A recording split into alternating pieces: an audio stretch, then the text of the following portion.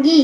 सर्वप्रथम आप सभी यही सोच रहे होंगे कि महिला सशक्तिकरण का अर्थ क्या होता है, तो मैं आपको बताती हूँ। महिला सशक्तिकरण का अर्थ ये होता है कि महिलाओं को बिना किसी भेदभाव के जीवन के प्रत्येक क्षेत्र में स्वतंत्र पूर्वक कार्य करने का अधिकार ही महिला सशक्तिकरण कहलाता है। अब आप सोच रहे होंगे कि इसकी आवश्यकता क्यों पड़ी, तो मित्रों, अभी भी हमारे समाज में कुछ ऐसे तत्व शामिल हैं जो यह सोचते हैं कि एक बेटी बेटे के सम्मान नहीं होती।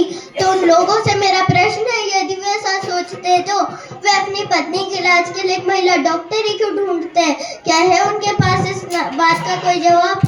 फिर इस नारी शक्ति की लंबी जुबान की हर कोई शिकायत करता है, फिर क्यों नहीं है कोई एक गूंगी लड़की से शादी करने को तैयार होता है? फेसबुक के बारे में तो आप सभी जानते ही होंगे। जी हाँ, फेसबुक, उसी फेसबुक के सीईओ मार्क जुकरबर्ग ने अपनी बेटी पैदा होने की खुशी में अपनी जायदाद का 99%, जी हाँ 99% हिस्सा दान कर दिया। और वही दूसरी तरफ अपने देश में एक पिता अपनी बेटी के दहेज इकट्ठा करने की चिंता में घड़ी तक पहनना छोड़ देता है, और हम कहते हैं कि हमारा देश बहुत तरक्की कर रहा है। वाह रे वाह, बड़े अजीब रिवाज है हमारे देश के। यह नियत आदमियों की खराब होती है और घूंघट इस नई शक्ति से निकलवाया जाता है। परंतु आज की नारी प्रत्येक क्षेत्र में पुरुषों के साथ कंधे से कंधा मिलाकर आगे बढ़ रही है। समाज और सरकार भी इसमें भरपूर योगदान दे रही है। सरकार के द्वारा बेटी बचाओ बेटी पढ़ाओ योजना, सुकन्या समृद्धि योजना, उज्ज्वला योजना जैसी अनेक योजनाएं लागू की गई है, और समाज भी नारियों के महत्व को समझने लगा है।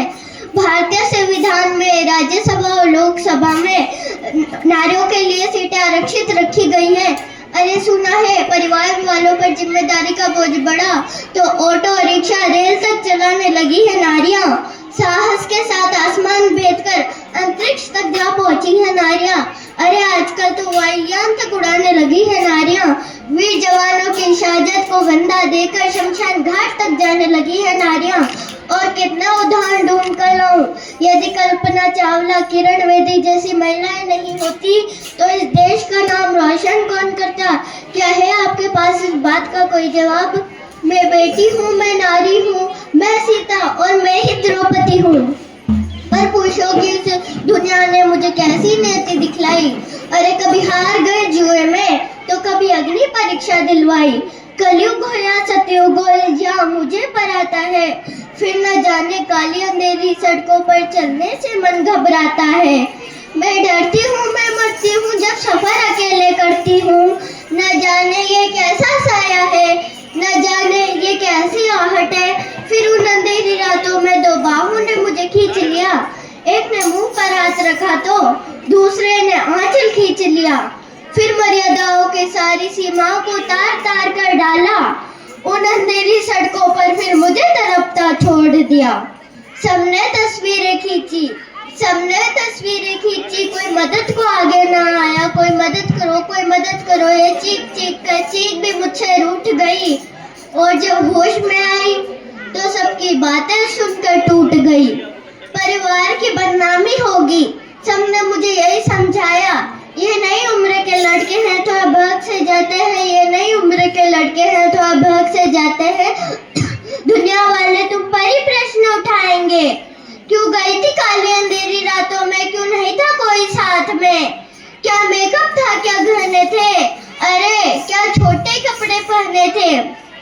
सवालों के इस भूल भुलैया में अच्छाई कहीं खो जाती है।